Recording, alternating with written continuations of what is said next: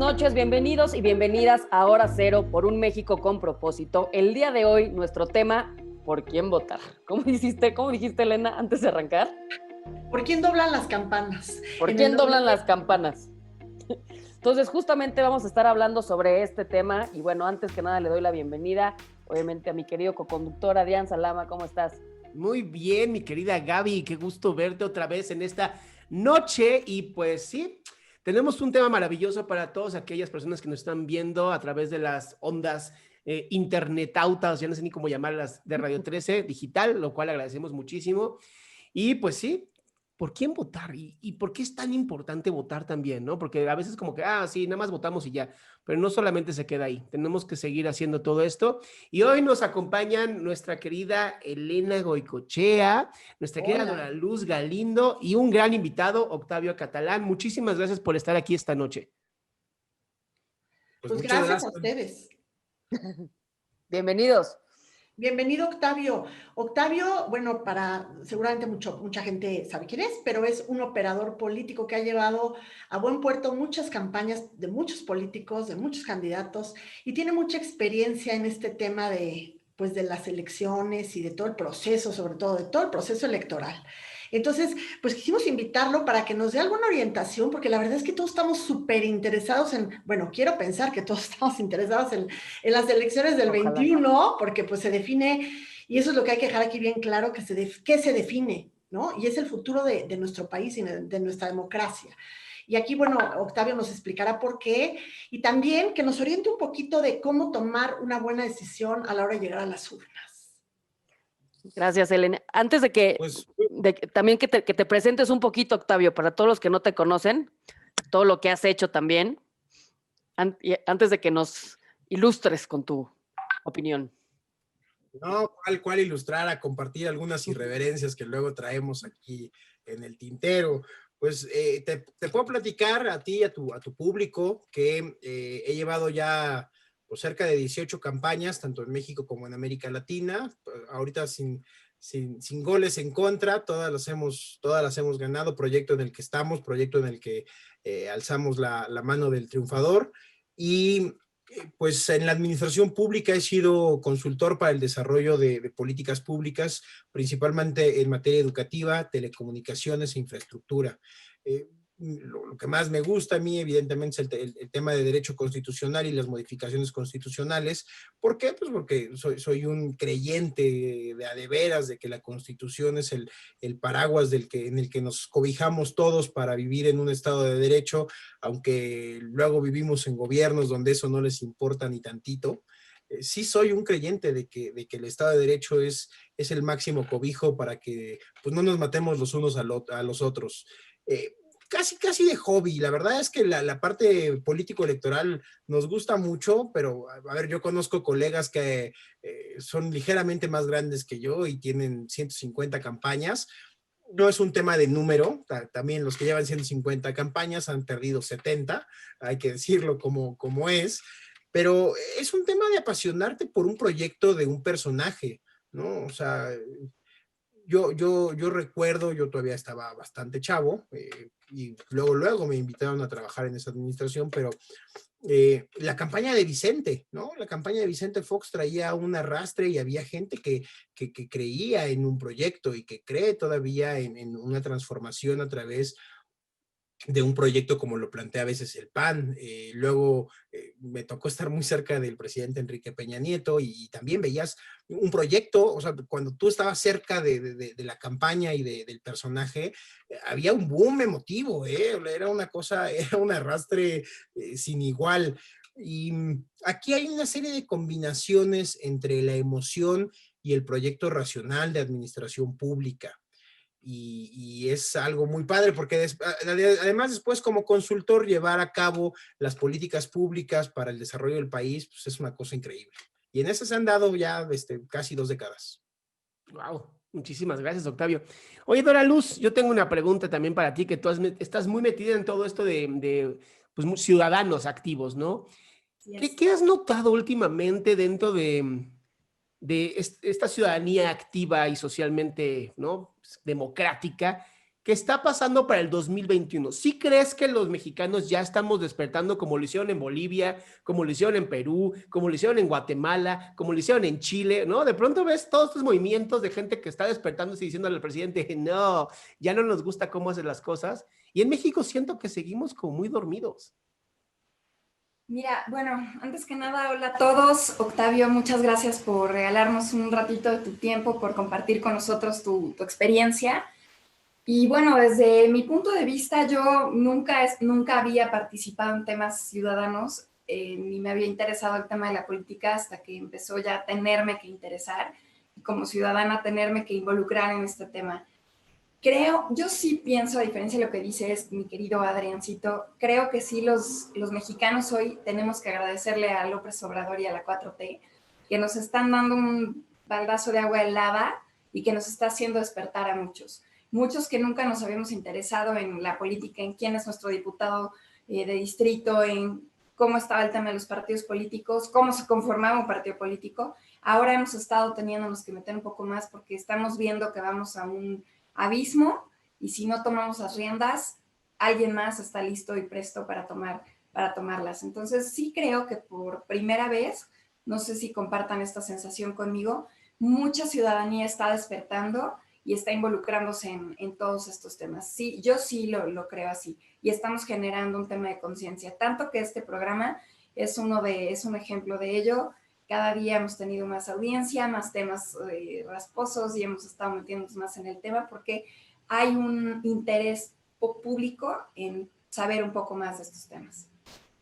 Sí, cada vez despierta un poquito más. Totalmente de acuerdo, mi querida amiga. Pero antes de hablar sobre por quién votar, Octavio, tú que eres experto en este tema, ¿cuál es la consecuencia o qué puede suceder en el 2021? Porque la gente creo que no lo entiende, todavía no lo tiene muy claro. O sea, ¿cuál es la consecuencia para el país, no? Yo quisiera, antes de contestar esa pregunta, que yo sé que es el meollo del programa, irme de lo general a lo particular. Y les voy a sonar muy a Alex Vega, que tuvieron en semanas pasadas aquí. Pero de lo general a lo particular, yo escribí hace un tiempo un artículo en el Wellington con mi querido Gerardo Garibay, donde le decía, estamos condenados a votar siempre por el menos peor. Y esto no es un tema propio de México, de un municipio, de un estado, sino esto es un fenómeno propio de la democracia. La verdad es que decía por ahí Franklin que nadie que se precie de amar la libertad quiere gobernar a sus semejantes. Y la verdad es cierta, la verdad es que ninguna persona decente generalmente quiere ponerse por encima de sus semejantes y gobernarlos. Y entonces empezamos a hacer un diagnóstico a partir de varias premisas, no solamente de esas, de que la democracia quizá no es lo óptimo, pero es lo que hay, ¿no? Decía Churchill que era la forma menos cruenta que habíamos encontrado para ponernos de acuerdo. Pero en sí mismo la democracia, así como soy un convencido del libre mercado, no soy un convencido de la democracia, porque la democracia, a diferencia del libre mercado, tiene incentivos muy perversos. La verdad es que por eso les dije, creo que voy a sonar un poco a Alex Vega que tuvieron en semanas pasadas, pero los impuestos sí son un robo. A ver, los impuestos sí es una expoliación del fruto de tu trabajo. Y quien no lo entiende así, bueno, pues que trabaje para los gobiernos socialistas de Cuba o de Venezuela.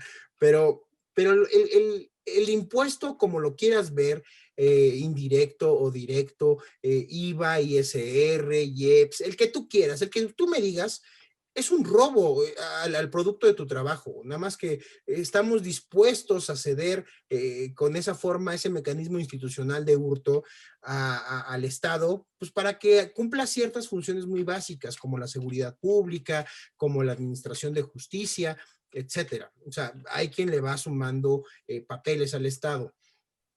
Entonces, Octavio, déjame agarrar justamente esta parte, ¿no? ¿No sientes que el Estado entonces se convierte como esos socios, pero como malos socios, en donde si nos va bien a los dos, si nos va mal... Hacia allá voy a ir definitivamente.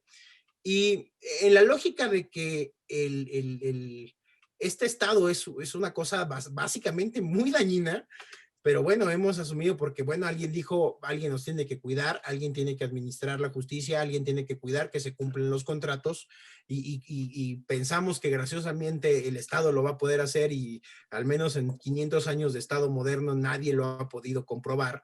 El Estado o quien aspira a llegar al Estado se hace como un Robin Hood, ¿no? Bueno, te robo, pero redistribuyo. Ah, entonces es un robo con justicia, es un robo con causa, ¿no? Y entonces, cuando tú ves una campaña política, pues cada vez tienen que disfrazar más el speech. ¿Por qué? Porque el incentivo es muy perverso, el incentivo es llegar por el botín. O sea, y en los mercados, pues siempre hay en el mercado libre siempre hay un incentivo positivo, ¿no? De ser el mejor en precios y en servicios para que el consumidor te consuma. Aquí no, aquí es engañar de la mejor forma para quedarte con el botín. Y algún amigo lo dijo hace muchos años de una forma muy exacta. Es que es como si tú vas por la calle y dices, híjole, ahí vienen los gandallas de la cuadra, ¿no? Y en el caso del gandalla de la cuadra, por una calle por la que pasa, pues nada más me golpearon y me quitaron la cartera. Y en el otro, pues nada más me golpearon un poquito más en otra de las calles. Y entonces tú vas escogiendo la colonia en la que quieres vivir, ¿no? A ver, ¿quién es menos, quién es menos violento en el momento en el que te van a quitar tus cosas, ¿no? Porque vas a decir, ay, en la otra colonia, pues no les va tan bien como aquí, ¿no? Allá violan a las mujeres y, o sea, cada quien está dispuesto a cederle al Estado una serie de concesiones. Y esto es muy grave porque creo que hay un fenómeno de perversidad y de corrupción per se en la democracia. O sea, la democracia al final del día sí va a llevar a que nos gobierne gente con una serie de valores que por más que digan, no, es que por el bien común no es cierto. A ver, lo que quieren. Oye, a ver, Octavio, a ver, esa palabrita del bien común, incluso el partido que se las da de más derecha de este país tiene al bien común como el centro de su ideología y de sus principios. Sí, pero cuando hay que negociar el presupuesto, el bien común se les olvida. Entonces, eso del bien común, pues cada quien lo usa como quiere, porque finalmente el bien común lo define la cúpula en el poder. Entonces, no le preguntan a todo el común de la gente qué es el bien común. Es que, ¿qué es el bien común? A ver, tratemos de hablar, de pensar en un parque, ¿no? Pues el bien común es, lo común a todos es de nadie y por lo tanto ahí hay anarquía. O sea, por eso les digo, considero que a veces Alex Vega tiene mucha razón en el postulado final anarcocapitalista que ya les expuso aquí hace algunas semanas. Pero... y perdón que te interrumpa, Octavio, o sea, estoy totalmente de acuerdo con lo que mencionas. Creo que todo es perfectible, ¿no? Y la forma en la que hoy en día funciona el país, pues tiene muchas áreas de oportunidad. Pero lo que sí me gustaría nada más que podamos enfocarnos mucho, pues es como en lo realista, ¿no? Como en lo que está en nuestro control para el 2021, porque hay muchas cosas, y te juro, concuerdo totalmente con lo que mencionas, y hasta con Alex que nos vino a poner una sangolotea tremenda. Pero la realidad de las cosas es que ahorita no nos podemos distraer, ¿no? Yo veo dos cosas. Sé hacia dónde quieres ir. A ver, yo veo dos cosas. Octavio, espérame, te voy a interrumpir tantitito, porque esto que está diciendo Gaby, te voy a decir cómo se liga perfectamente con lo que tú estás diciendo y con el tema del programa. ¿Cómo controlas, cómo acotas, cómo limitas el poder que le hemos dado al Estado? Y ahí viene la parte de, precisamente, las votaciones del 21. ¿Qué está pasando con las votaciones del 21? Que ahorita tiene el poder absoluto un presidente, porque tiene la mayoría a su favor en el legislativo, tiene cooptados, bueno, una gran parte incluso del judicial. Entonces, aquí estamos hablando de cómo, para llegar a eso que tú dices, Octavio, ideal, pues falta mucho, pero ahorita en lo práctico, en lo actual, en lo de hoy, ¿cómo podemos acotar ese poder que le hemos dado en demasía al Estado que hoy está representado por una persona? Y ahí viene la importancia como le dije a Gaby, quería partir de su pregunta yéndome de lo general a lo particular. Y en lo general, la verdad es que estamos destinados realmente, lo voy a tener que refrendar una vez más, un año más. Estamos destinados a votar por el menos peor. Ahora, ¿quién es el menos peor? Pues en esta lógica posmoderna que hoy vivimos, muy rara, con pandemia, pues hay de dos, porque además el discurso de la libertad se ha radicalizado por completo con la pandemia. ¿Por qué? Porque las fauces del Estado en todo el planeta han dicho, ha habido dos posiciones muy claras en todo el mundo. El Estado te lo va a dar todo, el Estado lo va a resolver, el Estado puede meterte a tu casa, el Estado puede encuarentenarte, el Estado puede cerrar comercio, el Estado puede cerrar la forma de vida de los ciudadanos, y esto lo estoy hablando en todos los hemisferios del planeta, en todas las latitudes, y hay estados que han dicho no, yo respeto las libertades, y han sido casualmente los más prósperos en materia económica. Y cada que un socialista o un comunistoide o un colectivista se le aplasta la realidad contra la cara, pues ya no tiene más que hacer. O sea, es que decía bien Margaret Thatcher, el peor enemigo de un populista no es su oposición, es la realidad, cuando los números lo azotan, ¿no? Y es que eso es lo que le está pasando a López Obrador en todos los francos. Por una parte, la parte económica le está dando una cachetada muy fuerte porque no han sabido tener políticas económicas al nivel de lo que se esperaba, porque así son las izquierdas en todo el planeta, a nivel social, a nivel cultural, a nivel de salud. Ahorita se evidenció todavía más esto. ¿Y por qué votar? Pues es que es bien fácil. Hoy se regresó a la misma dicotomía de hace 100 años.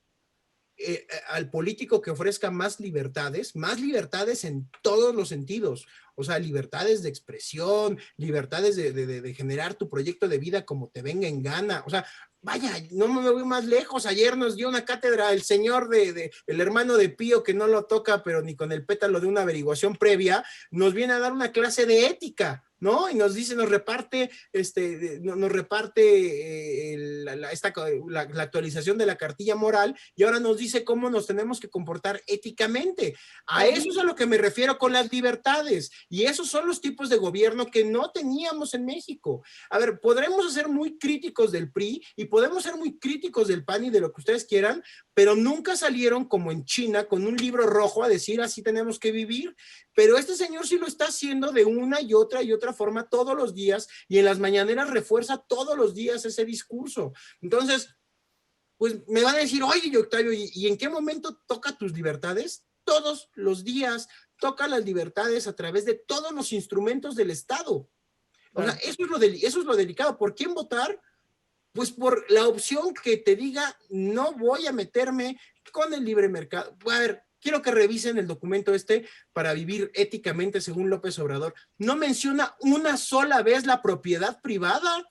O sea, cuando la propiedad privada es el fundamento de casi cualquier sociedad que ha crecido económicamente, que ha tenido progreso. No toca una sola vez la palabra, la frase, el parafraseo, propiedad privada. Para este señor todo es igual y todos tenemos que vivir en la misma pobreza y en las mismas condiciones. Excepto él, porque él está en el castillo, ¿no? En el palacio. Entonces, ahora, ya siendo ahora, yo creo que eso es a lo que querías llegar, Gaby, al pragmatismo puro y duro. ¿Por quién votar? ¿Por quién llegar y tachar la boleta? Porque el 80% de los mexicanos no va a revisar las propuestas de sus candidatos. Va a tener que ser un trabajo muy delicado de los círculos rojos. Y de los círculos rojos tenemos que entender a toda esta gente que sí está metida en la política todos los días, que desayuna, come y cena noticias, que está al pendiente de las editoriales y de lo que está sucediendo en el país. No necesariamente de los círculos empresariales que aportan a las candidaturas. ¿Por qué va a ser más trabajo de los círculos rojos esta vez? Más todavía, ¿eh? Porque en el análisis puro que se haga, por ejemplo, en el caso de los 300 diputaciones federales que se van a estar en contienda el próximo año, más las 200 plurinominales, pues son 300 distritos que tienen una serie de combinaciones con gobernadores, con alcaldes, con diputados locales en muchos de los estados de la República, y que entendiendo estas combinaciones habrá factores. Por ejemplo, ¿quién es el presidente municipal? Porque ellos tienen mucha capacidad de hacer movilización al voto el día de.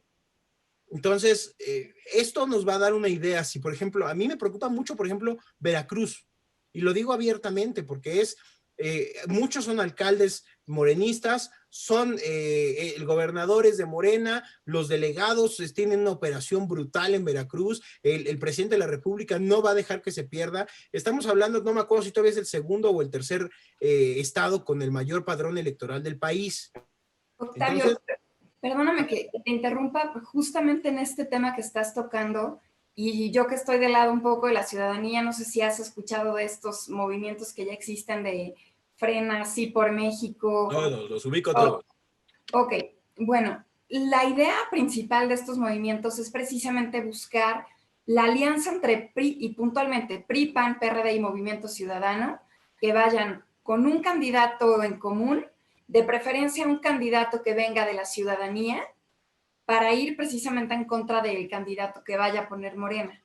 Pero esto no es nuevo, a ver, te lo voy a decir, antes de que salieran todos estos grupos, un gran amigo de varios de aquí, supongo, porque además es un sujeto conocido, Tumbaburros, logró hacer que el presidente del PAN y del PRI se sentaran en Sonora hace medio año. O sea, esa posibilidad de esa alianza no es de hoy, no es de ayer, tiene medio año en construcción. Y ese es un ejemplo que espero permee en el país, en todos los estados de la República. Pero a ver, Gaby, Doraluz, o sea, me voy por el tema ya puntual de Veracruz, porque esa va a ser la historia de muchas partes del país. A ver, tienes un presidente municipal, un diputado local, un diputado federal, un gobernador y un presidente. Tienes a toda la maquinaria del estado trabajando para la conservación de un voto. Ahí difícilmente creo que la oposición tenga algo que hacer, o sea, o de verdad se hace algo, un trabajo de base muy serio para salir a decir, oye, ve de qué tamaño está mal Veracruz, ve los asesinatos, ve los feminicidios, ve la parte económica, o sea, bueno, creo que ya ni los barcos quieren entrar por ese lado, o sea, es un tema grave. El ejército hay una militarización de las aduanas y de los puertos, o sea, Veracruz vivía hasta hace un tiempo de una forma muy activa del comercio internacional a través del puerto. A ver, no estamos hablando de un tema menor, estamos hablando de operación política pura y dura. Entonces, sí, vamos a votar por el menos peor en el mejor de los escenarios, pero yo lamento mucho esa circunstancia que además mucha de la audiencia se verá replicada en muchos de los escenarios. Yo no me acuerdo ahorita cuáles otros estados de la República gobierna Morena, pero en esas combinaciones de alcalde, gobernador, presidente de la República y las 12 expresiones de diputaciones, tanto local como federal, gobernadas por Morena, van cuesta arriba completamente. Ahora, el sur-sureste del país no tiene un nivel poblacional tan alto como el centro, bajío, occidente y norte del país, como para que nos asustara una votación en bloque y digamos que arrasara Morena en el sur-sureste, que además es donde ha apostado el presidente a sus esquemas de subsidios y a sus esquemas de programas sociales. La verdad es que estos programas sociales no han permeado en el norte del país ni en el occidente. A mí, ¿sabes qué me asusta mucho, Octavio? Tendríamos que ir definiendo dónde se han permeado estos programas sociales para definir qué candidato los va a capitalizar. A mí, ¿sabes qué me preocupa mucho? Y es toda esta idea de primero los pobres, ¿no? Porque es un diálogo que yo creo que ya ni los pobres tampoco se creen, cuando incluso hasta los inundan a ellos, porque no vaya a ser que las casas hermosas de Villahermosa, ¿no? Sean afectadas. Y aquí es donde empiezan los problemas, porque nunca ningún gobierno ha tenido éxito erradicando la pobreza. Eso no existe. O sea, lo que existe es mejorar la riqueza, ayudar a la gente a tener más riqueza y no enfocarte en la pobreza. Es como hasta lógico, ya sabes. Si tu mente se enfoca en algo negativo, no vas a generar algo positivo. Algo negativo no genera algo positivo.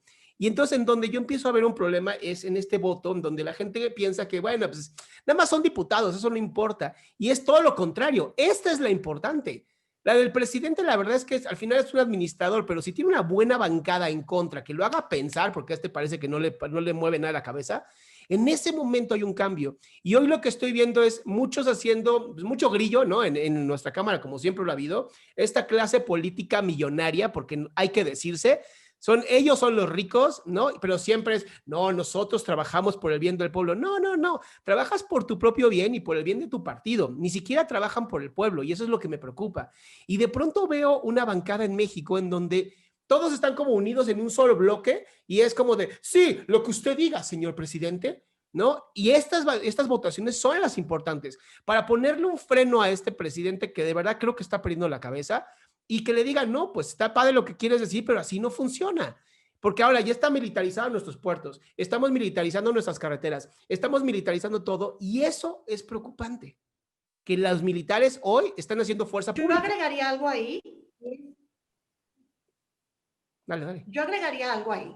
A ver, volviendo al tema del pragmatismo, yo estoy de acuerdo con Octavio. Hay que preferir siempre al que no te coarta tus libertades, ¿no?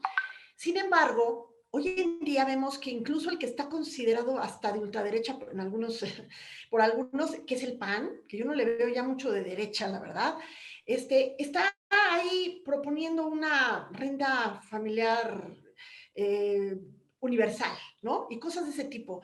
Entonces, yo creo que están copiando los mismos discursos de la izquierda para tratar de competir en esa misma arena con la izquierda. Entonces, ahorita sí debemos de preferir eso. Sin embargo, ¿qué pasa si tú, por ejemplo, tienes ahí un candidato del PAN contra un candidato del Movimiento Ciudadano y contra el candidato de Morena, PT, etcétera? Pues a lo mejor, si votas por el que digamos que teóricamente protege mejor tus libertades, vas a perder porque no tiene ahí presencia, no está posicionado.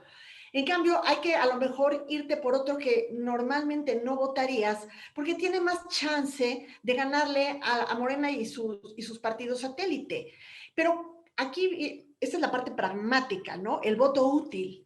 Pero ¿cómo decidir cuál es el voto útil? Cuando ya nos pasó en el 18 que pues no sabíamos por quién votar, si por mí o por Anaya, porque unos decían que el voto útil debía ser para uno y el otro para otro. Entonces, ahí, ¿cómo saber, Octavio, verdaderamente cuál va a ser el voto útil en cada distrito, en cada posición que se está jugando en el 21?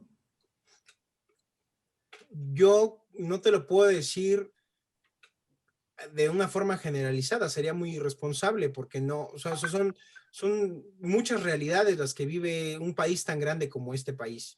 O sea, es una multiculturalidad, es un mosaico tan grande y tan profundo que coexiste en un solo territorio que es imposible contestarte eso, Elenita. Es algo tremendamente casuístico y regional porque, miren, van a tener un ejemplo muy clarito.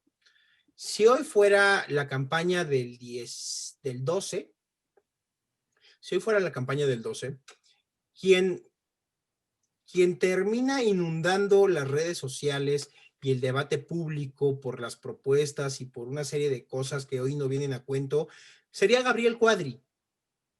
¿Por qué? Porque cada propuesta que tenía Gabriel Cuadri, cada exposición a medios, era un sujeto polémico. Y además un sujeto bastante pensante. La verdad es que yo coincido mucho con Gabriel en muchas cosas. Pero Gabriel no tenía condiciones institucionales para ganar, no tenía un equipo, no tenía una maquinaria, no tenía una estructura, o sea, no tenía una capacidad de defensa del voto el día de, etcétera. O sea, yo creo que lo que estás diciendo, Elena, es bien delicado, porque ahora, si nos vamos a la del 18, pues era efectivamente quién es el segundo lugar. O sea, se peleaban 15 puntos atrás quién era el segundo lugar. Ya, la verdad es que eso era ridículo. O sea, si estuvieras un 7, 8 puntos abajo del primer lugar, pues claro que es relevante. Les pongo el ejemplo de Coahuila ahora en las más recientes elecciones que tuvieron para diputaciones locales. En el distrito 16 estaba el menor de los Moreira, y le llevaba 17, 18 puntos de diferencia al segundo lugar. Pues por más que digas cuál es el voto útil, el segundo lugar no pinta. O sea, por más que hagas lo que hagas, no va a pintar, no va a figurar. Y yo creo que eso va a suceder en buena medida en esta elección que viene en el 21. En los distritos que tienen más controlados en el sur-sureste, Morena, creo que ese fenómeno se va a dar. Morena va a arrastrar un margen tan alto que va a ser prácticamente imposible, donde hay que concentrar mucho, hay que focalizar mucho las baterías, va a ser sin duda en el occidente, en el Bajío, en el noreste, en el centro. ¿Por qué? Porque, a ver, el noreste ya le dio una arrastrada de aquellas a Morena en Coahuila, no le dejó nada, se llevó las 16 diputaciones locales de Coahuila, y eso puede ser un efecto que se siguiera por todos los estados fronterizos, Tamaulipas, Nuevo León, Chihuahua, que se replique todavía en algunos estados del norte, en las Bajas, Sonora, Durango. Eso sí creo que puede ser, porque el discurso populista y estos esquemas de subsidios y clientelares no pegan en el norte y en el noreste del país. Entonces, eso puede ser una gran lección para el país en lo que viene.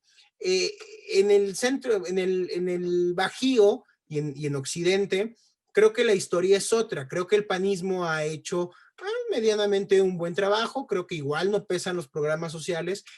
Morena no tiene las estructuras con las que quisiera ser competitivo.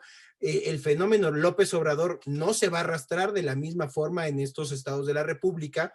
Pero además, yo creo que los gobernadores de la Alianza del Federalismo también van a hacer una campaña muy intensa en contra de todo lo que implique Morena, porque acuérdense que Morena ya no solo es Morena, la 4T implica el PT, el Partido Verde Ecologista, Encuentro Social, bueno, ahora Encuentro Solidario, redes sociales progresistas, el partido de Pedro Aces, vaya, ya el costal que implica la 4T se ha ampliado.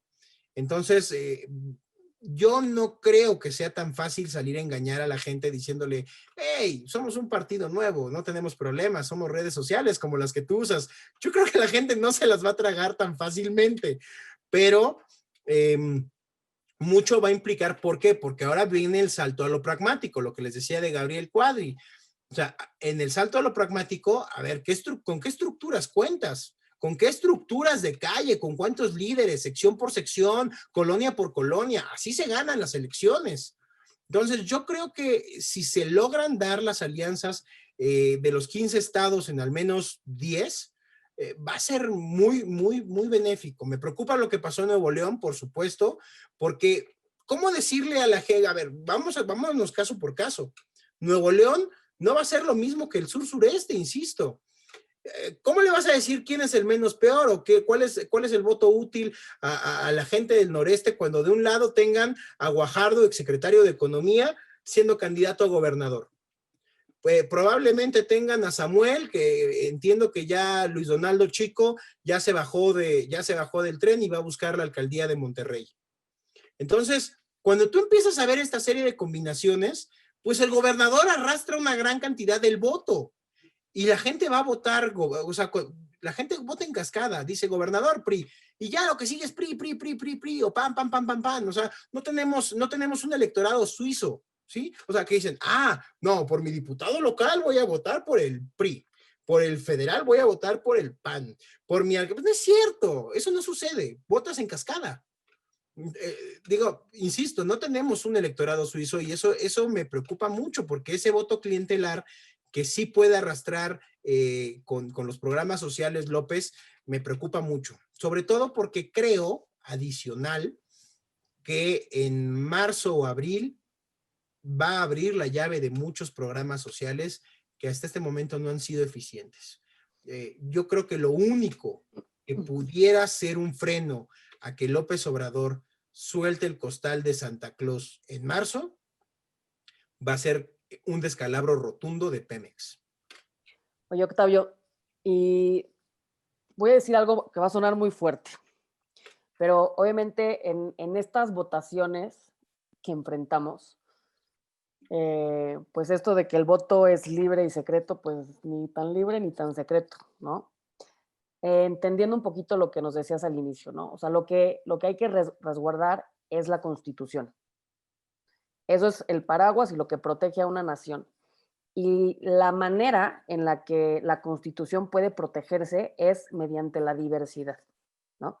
Entonces, tú decías ahorita, pues voten por el menos peor, ¿no? Que ahorita ya lo hemos tocado. Pues sí, o sea, a mí me caía de pelos Cuadri, por ejemplo, pero no tenía la infraestructura de la plataforma para llegar.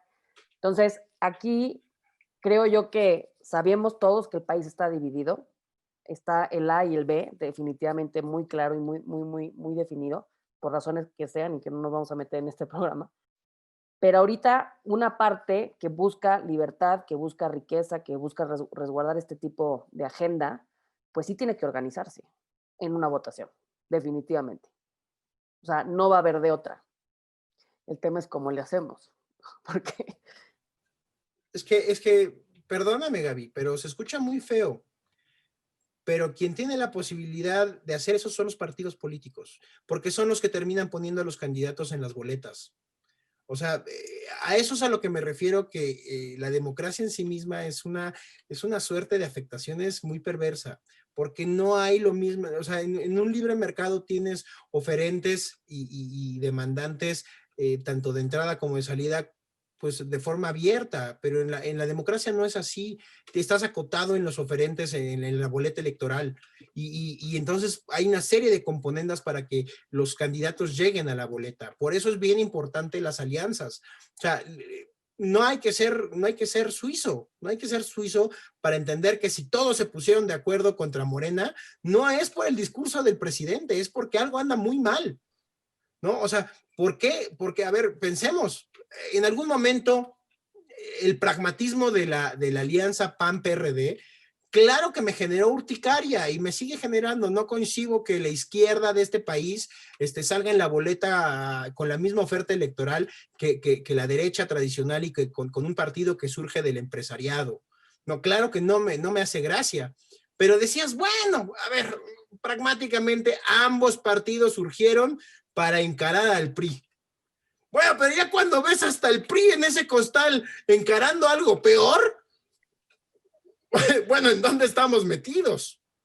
O sea, que ya estamos pensando en un escenario muy grave. Perdón, Doralu, no te escuché. No, es que no tenemos otra opción y de pronto me haces pensar y quisiera yo que me contestes con toda la honestidad que nos has estado hablando, porque de pronto siento que todos estos esfuerzos ciudadanos pueden convertirse en ingenuos, inocentes, porque realmente todo lo que se pueda hacer desde el punto de vista puro ciudadano, no sé si realmente va a tener un efecto o nos siguen manipulando los partidos políticos. ¿Estás segura que quieres que conteste con honestidad esto? Sí, por favor. Mejor somos unos inocentes.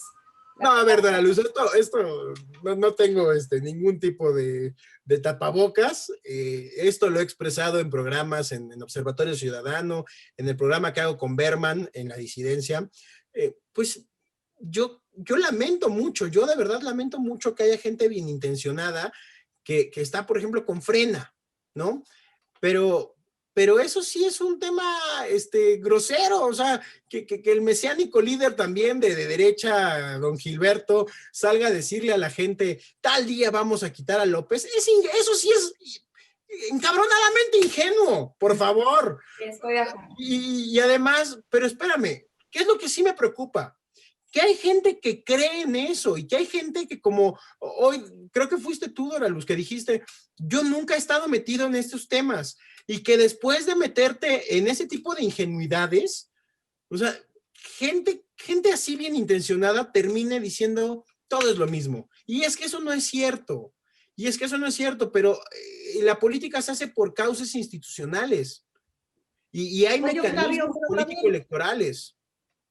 Para no caer en el pesimismo cósmico y aquí nos vayamos a cortar las venas, ¿no? O sea, yo creo que sí está bien ese despertar, que no es suficiente, desde luego, pero tenemos ahorita una también, pues, decisión muy importante en el 21, y es, Hay de dos sopas. O continúa con la mayoría casi absoluta López Obrador y para seguir cambiando la constitución de este país y para seguir construyendo el andamiaje de una dictadura que después va a ser difícil echar atrás, o le ponemos un poco de competencia en el Congreso. Totalmente de acuerdo. Vayamos cerrando, por favor, y creo que es importante que... Ahí mi pregunta a lo mejor, mi pregunta estuvo tal vez mal planteada cuando te dije por quién votar, porque yo sé que tú ahorita no tienes ni siquiera las respuestas. ¿Cómo nos vas a decir a candidatos, ¿no? No, exacto. ¿Y cómo nos vas a decir a cada uno? Tú vota en el distrito tal, tú en tal. O sea, eso yo no iba por ahí mi pregunta. Más bien es, ¿qué actitud y qué podemos hacer los ciudadanos para tomar mejores decisiones? Y aquí, por ejemplo, lo que decían de pues, la gente que se va a dejar comprar por los apoyos del gobierno, pues esa no está en discusión ahorita. No podemos competir con eso. Tampoco podemos competir con el voto duro de un partido. Pero la gente indecisa y la gente que luego no va a votar pensando que las intermedias no son importantes, esa gente sí es a la que yo digo que hay que concientizar. Para que vayan a votar. Yo creo que a diferencia de otros años, este no va a ser el caso. Se le ha metido tanto ruido a la intermedia que la gente sí la está volteando a ver con cierta seriedad. Me preocupan 2, 3 cosas de forma muy, muy clara hacia lo evidente que va a suceder. ¿Cómo va a soltar el presupuesto para tratar de comprar la elección? A ver, las elecciones ya no se fastidian el día de la elección con el ratón vaquero y la ruleta rusa y de cuantas técnicas ancestrales de que el PRI nos enseñó por 80 años. No. Eso ya no opera. Las elecciones se compran días antes con programas sociales, con subsidios, con despensas, con N cantidad de cosas. Ya en la urna difícilmente ves que suceda algo extraordinario. Me preocupa cómo va a soltar el presupuesto López Obrador antes de la elección, porque ahí sí está lo delicado. 2, no quiero ser agorista de lo malo, pero yo creo que Pemex va a caer en un default técnico importante en los próximos meses. Entonces, ahí se le va a terminar de descomponer el país a López Obrador y por más que le inyecte lana a programas sociales, la gente va a salir encabronada a votar en contra. Ahora, ¿quién lo capitaliza? Vamos por partes. Y entonces viene el escenario de las alianzas. Me preocupa mucho una actitud cuasi soberbia de Movimiento Ciudadano, de no querer, de estar pareciendo que, hasta parece que está boicoteando algunas alianzas en algunos estados, y esta también, yo espero que Margarita y Felipe le bajen un poco y digan, bueno, ya, pasó lo que tenía que pasar, a lo que sigue, y si tienen que hacer equipo con el PAN o con quien sea, lo hagan. Yo creo que no está en la vena, yo creo que no está en el carácter de Felipe Calderón, pero ojalá haya un corte de caja y digan, bueno, a ver, de aquí para atrás fue una historia, de aquí para adelante, todos contra López, todos. PRI, PAN, PRD, y que estas alianzas se logren en buena medida. Oye, Octavio, hoy como está la película, si no hay alianzas, nadie le gana a Morena. Pero hoy como está la película, si el barco se le termina de descomponer, en particular con el tema de Pemex, en febrero o marzo, la historia puede ser otra. Que ahora sería todo. Muchas gracias. López, esa forma de frena la odio. Es todos contra ineptitud, ¿no? Vamos a hablar de eso. Todos contra el gobierno corrupto que se dice que no es corrupto. Y entonces sí, bien lo dijiste, ¿no? Hay que votar inteligentemente. Infórmense, vean con quién están. Me gustaría que Elena Doraluz den como un cierre para ya poder terminar con esto y que Octavio nos dé como el final. Vas, Doraluz. Bueno, Octavio, muchísimas gracias, de verdad. Quizá me hubiera gustado más que platicáramos de tu verdadero sentimiento respecto a estos temas ciudadanos. Por lo pronto yo seguiré ingenuamente soñando y pensando que muchos mexicanos vamos a poder hacer verdaderamente el cambio que podemos tener en México que queremos en nuestras manos. Efectivamente, creo que es el momento que expertos como tú, Octavio, se involucren con los ciudadanos y nos den la guía. porque nosotros lo estamos haciendo un poco como sin mucha guía, pero creo que con expertos como ustedes que se involucren con los movimientos ciudadanos y puedan dar dirección, vamos a poder hacer un gran equipo. Te agradezco mucho, Octavio, y gracias a todos, chicas, y Adrián, por esto. Gracias, Dora Luz. Elena. Pues mira, yo creo que vámonos por lo pragmático, vamos a dejar de pensar en lo nacional y vámonos a nuestro distrito, a nuestra alcaldía, al que nosotros en nuestro voto podemos tachar, ¿no? Y entonces ahí, en ese entorno, verlo un poco antes y decir, ¿yo qué puedo hacer en mi entorno para que suceda esto? ¿A quién puedo influir? Quizás es más fácil pensar así que pensar en cambiar todo un país.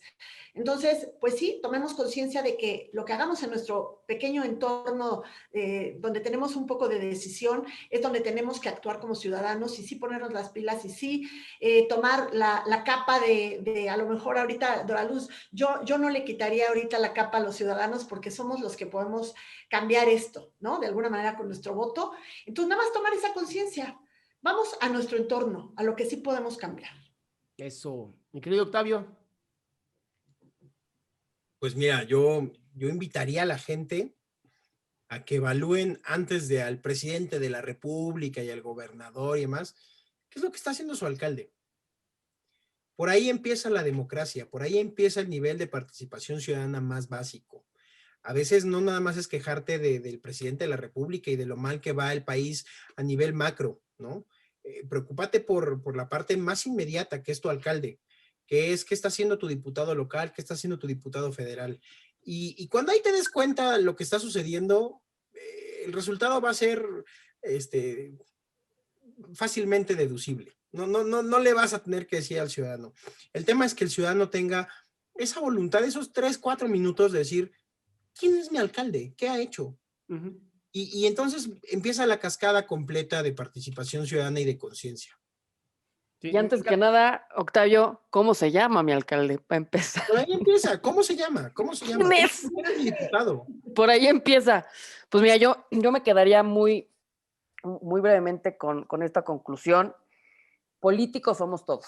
Entonces tenemos que empezar a ya tratar de meternos, ¿no? En esa cachucha, ¿no? En esa identidad. O sea, todos somos políticos, ¿no? Pues si es que ellos y él, que lo resuelvan y demás, porque siempre andamos, como hemos dicho ya en otros programas, delegando la responsabilidad, ¿no? Entonces, no podemos delegar esta responsabilidad, y yo lo que les diría a todos es, quédense pensando, siéntanlo, analicen, estudien, como dicen, veamos qué está sucediendo a nivel local para tener un impacto a nivel ya más masivo, pero sobre todo entender que el que elige la conducta, elige la consecuencia. Eso es todo. Pues muy bien, muchísimas gracias por esta participación, chicos, chicas. Muchas gracias a todos los que nos están viendo en este momento. Por favor, compartan esta información, porque no saben lo importante que es que más personas puedan por lo menos tener un voto razonado y un voto pensado. Esto fue Hora Cero y de verdad, Gaby, como siempre, un placer estar contigo. Gracias por la invitación. Querido. Gracias, Octavio. Gracias. Muchas gracias, chicas. Gracias, Octavio. Bye, bye.